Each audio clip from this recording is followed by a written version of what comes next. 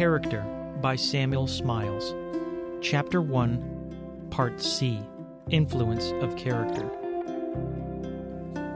Energy of will, self-originating force, is the soul of every great character. Where it is, there is life. Where it is not, there is faintness, helplessness, and despondency.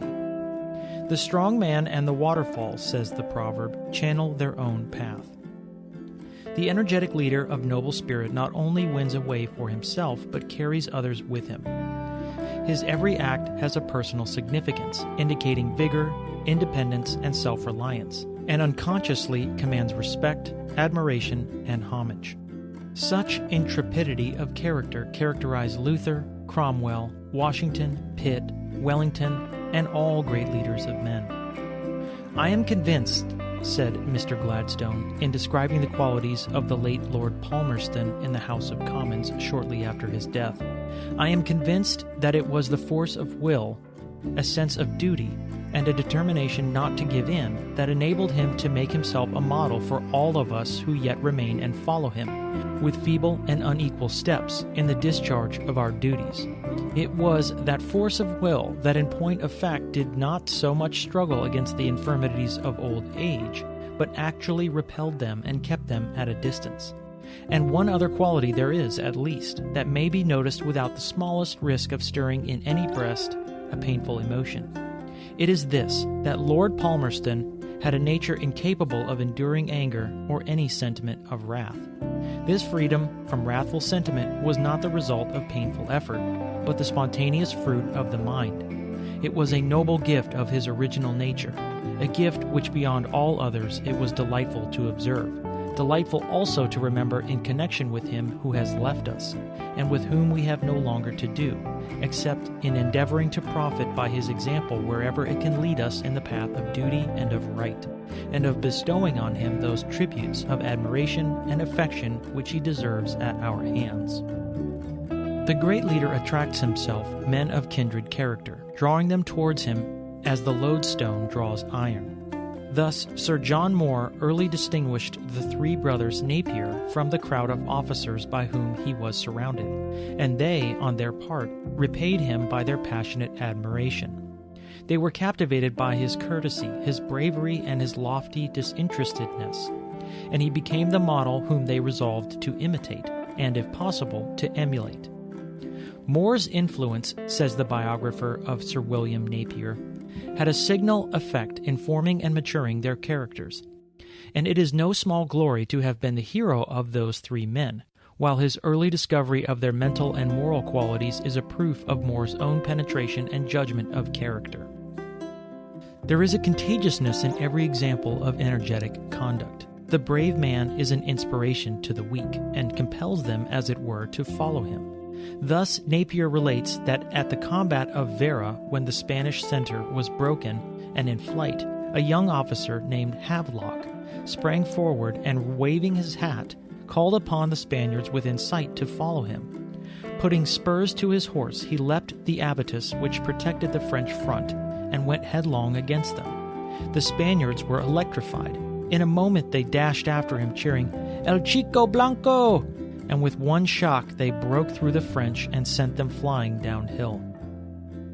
And so it is in ordinary life. The good and the great draw others after them. They lighten and lift up all who are within reach of their influence. They are as so many living centers of beneficent activity. Let a man of energetic and upright character be appointed to a position of trust and authority, and all who serve under him become, as it were, conscious of an increase of power.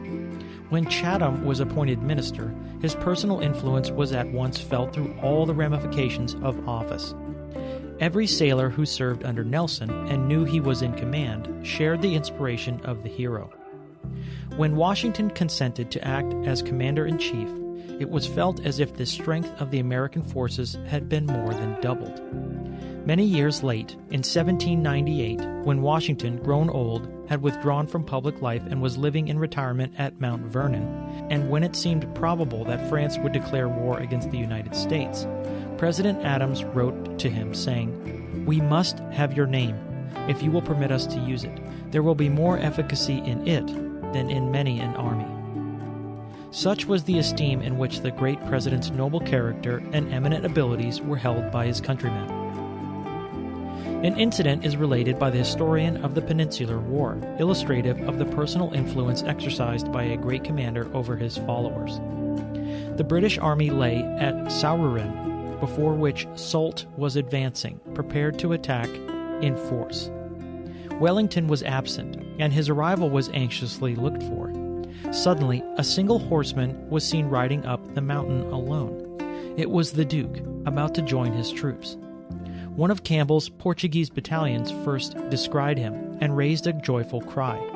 Then the shrill clamor, caught up by the next regiment, soon swelled as it ran along the line into that appalling shout which the British soldier is wont to give upon the edge of battle, and which no enemy ever heard unmoved.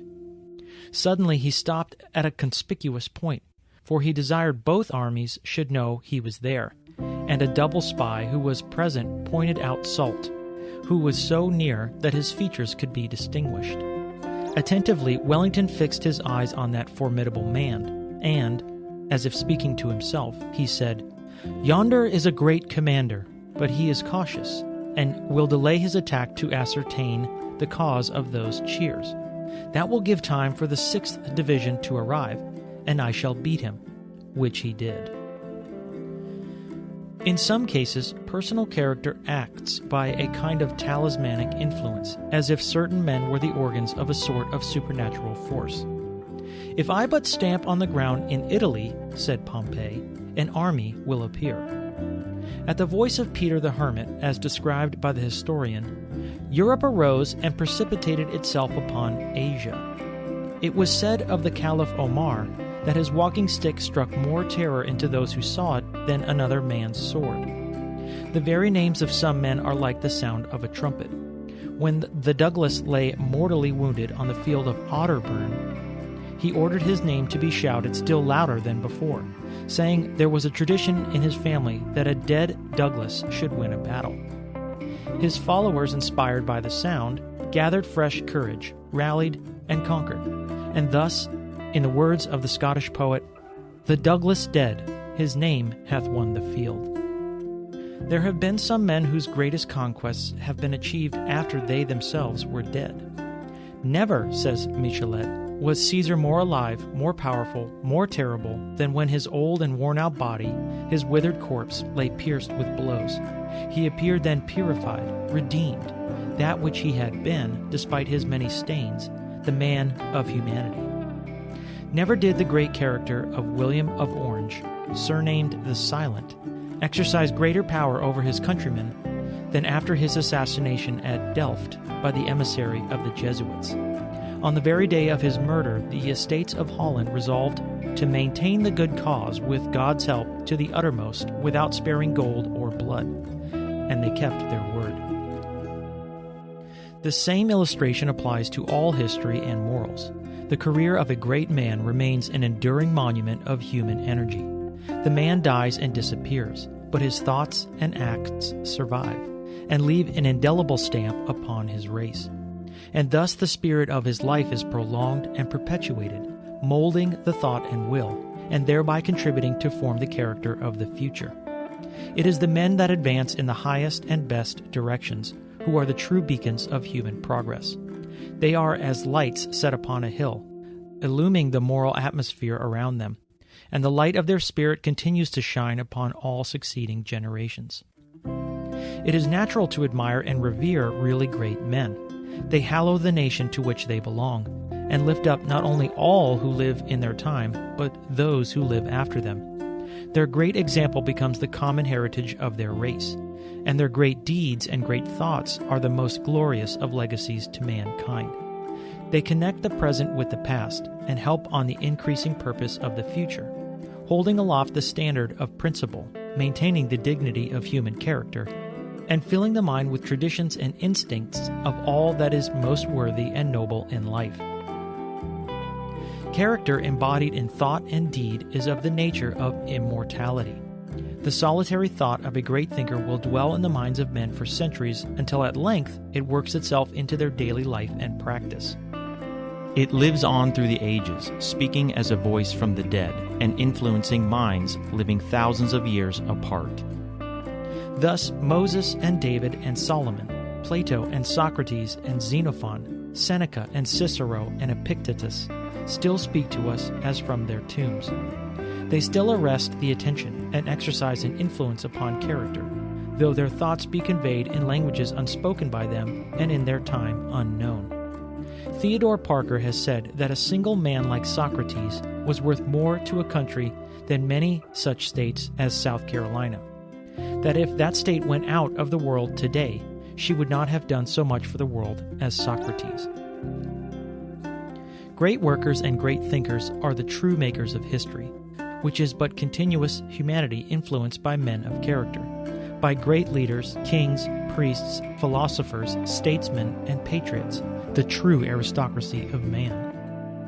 Indeed, Mr. Carlyle has broadly stated that universal history is, at bottom, but the history of great men. They certainly mark and designate the epochs of national life. Their influence is active as well as reactive. Their mind is, in a measure, the product of their age. The public mind is also, to a great extent, their creation. Their individual action identifies the cause, the institution. They think great thoughts, cast them abroad, and the thoughts make events. Thus, the early reformers initiated the Reformation, and with it the liberation of modern thought. Emerson has said that every institution is to be regarded as but the lengthened shadow of some great man, as Islamism of Muhammad, Puritanism of Calvin, Jesuitism of Loyola, Quakerism of Fox, Methodism of Wesley, Abolitionism of Clarkson. End of section 3.